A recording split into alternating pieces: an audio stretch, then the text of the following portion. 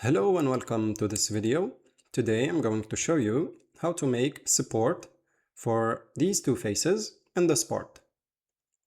First, I'm going to select this face, then make a plane, adjust it where I want,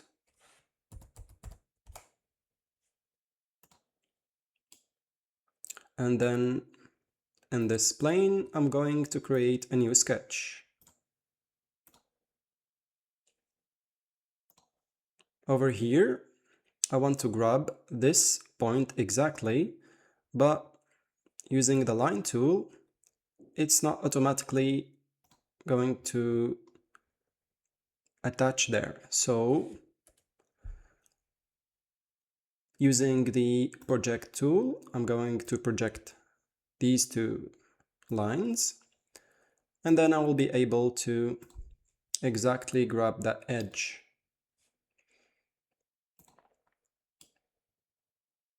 After that, I will use the rib tool, select my line or sketch profile, and I'll just have to adjust my thickness, and that's it.